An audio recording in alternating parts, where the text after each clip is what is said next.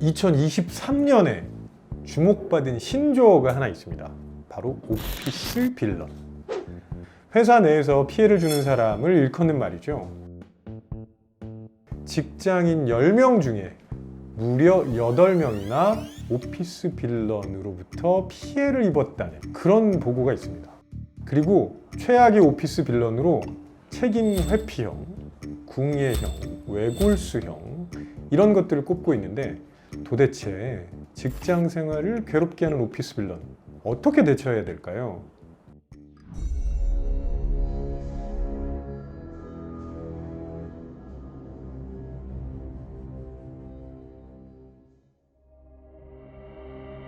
사이코패스, 나르시시즘, 인격적 장애의 일종. 자신의 성공을 위해서는 가리지 않고 나쁜 짓을 저지르며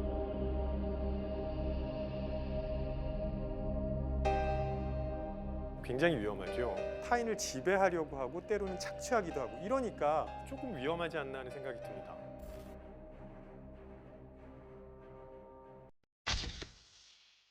동기가 금수저 집안의 S대 출신이에요. 그래서인지 팀장의 눈에 띄게 그 친구를 편애하는데, 사람 배경으로 하는 거 너무 치사하지 않나요? 영화에서 듣던 그 말, 네 아버지 뭐 하시노? 라는 질문을 직장에서 듣게 될지 몰랐습니다. 제 능력이 아니라 부모님의 능력을 궁금해하는 회사라니 정뚝돌, 이직 마려워지네요.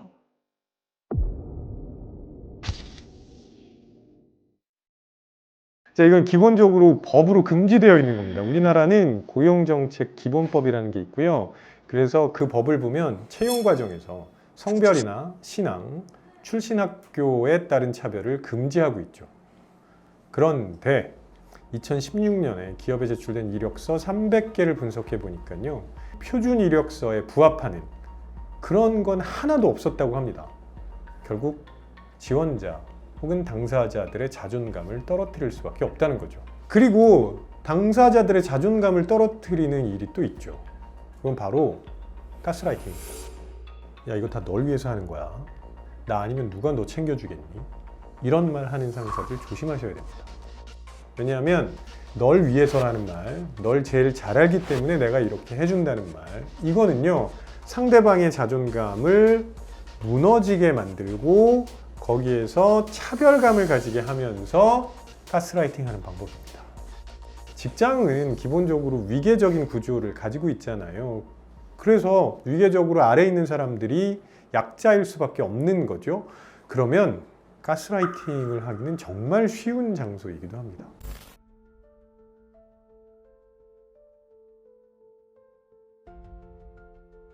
상사가 나를 가스라이팅 하는지 안 하는지 이거 파악하기 생각보다 어렵습니다. 실제로 가스라이팅을 하는 사람도, 가스라이팅의 피해자인 사람도 지금 본인이 가해자인지 피해자인지 모르는 경우가 되게 많아요. 무서운 게 뭐냐면, 일단 가스라이팅의 피해자가 되면 대부분 본인의 현실 인식이 왜곡된 상태거든요.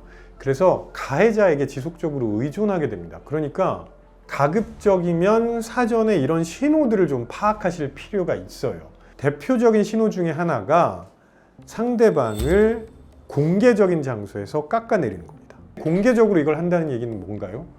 그 사람이 상처받는 거 신경 안 쓴다는 얘기거든요. 그래서 이런 거 되게 유심히 보셔야 되고요.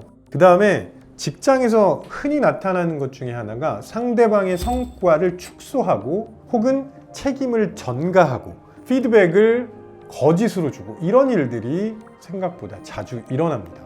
그러면서 그 사람이 처한 현실을 자꾸 왜곡하죠. 아니, 이거는 내가 그렇게 하라 그랬잖아. 내가 분명히 이거 이렇게 하지 말라 그랬지. 그래서 처음에 한두 번은 정말 나를 생각해줘서 하는 말인가 할지 모르겠지만, 이게 반복이 된다면 절대 그럴 리는 없는 거죠. 제작진이 웅성웅성하는 얘기가 들리는데 지금 과감하게 털어놓으시죠?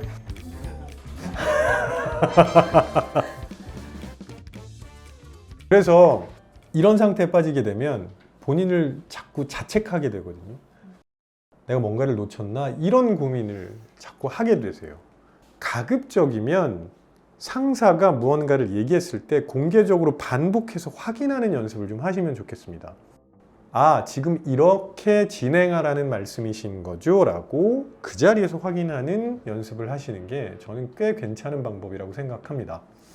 또 하나는요, 일상적으로 자꾸 기록을 해 놓으셔야 됩니다. 두 가지를 기록하셔야 되는데요. 첫 번째, 있었던 일 그대로. 그 다음에 그때 내가 느낀 감정. 이렇게 분리해서 기록을 해 놓으시는 게 굉장히 중요합니다. 있었던 일을 그대로 기록하는 거는 정말 내가 어떤 피해를 당했는지를 보여주는 거고요. 감정을 기록해 놓는 거는 자기도 모르게 안 좋은 순환의 고리로 빠져 들어가는 거를 막아줄 수 있습니다. 그렇게 해놔야 본인을 자책하는 일이 줄어들거든요. 그래서 두 가지를 같이 기록하셨으면 좋겠습니다.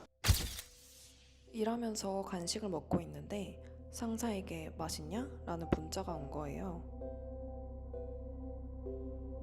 이거 신고해도 되나요?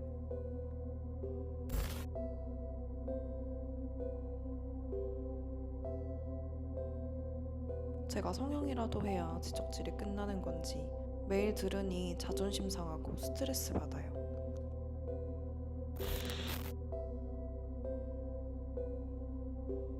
무시무시하네요. CCTV로 감시하는 것도 그렇고 공개적으로 외모 지적질을 하는 것도 저거는 사실은 폭력이거든요. 이미 우리나라에서는 직장 내 괴롭힘 금지법이 시행되고 있어서요. 이런 거 하면 안 됩니다. 근데 그럼에도 불구하고 2024년 조사 결과를 보면 약 30% 정도가 괴롭힘을 경험한 적이 있다고 하고요.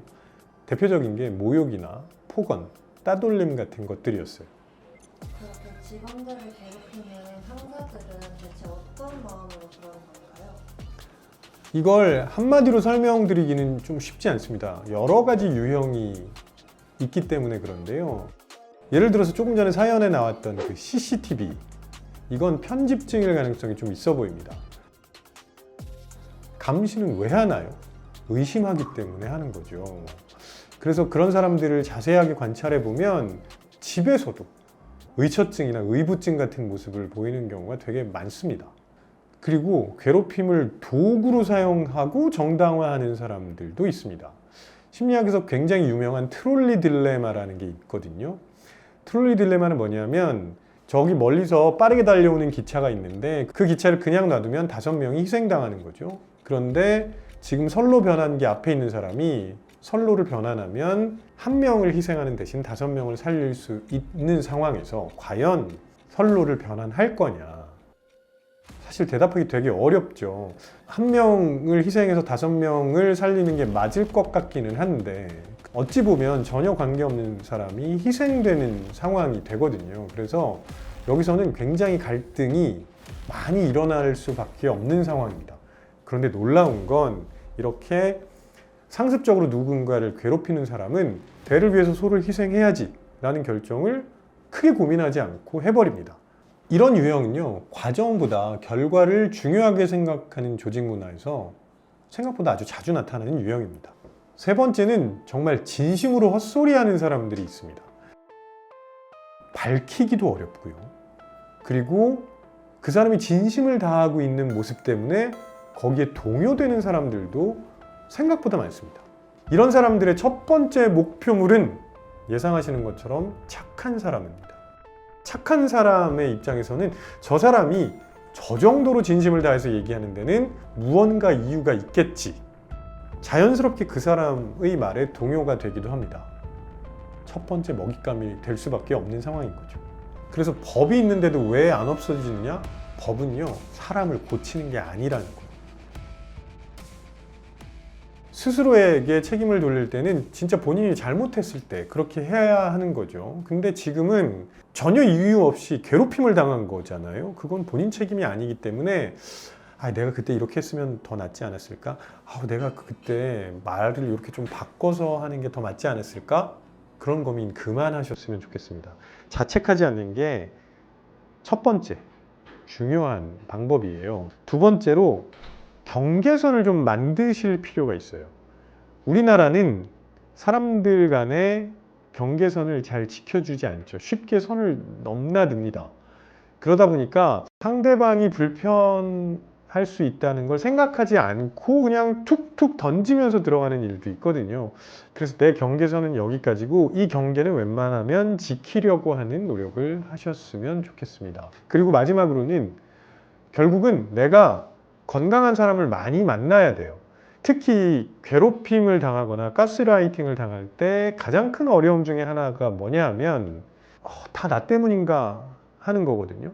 근데 그런 생각에서 벗어날 수 있는 가장 간단하고 쉬운 방법이 나를 건강하게 해줄 수 있는 사람들을 많이 만나는 겁니다. 그래서 그런 것도 잊지 않으셨으면 좋겠습니다.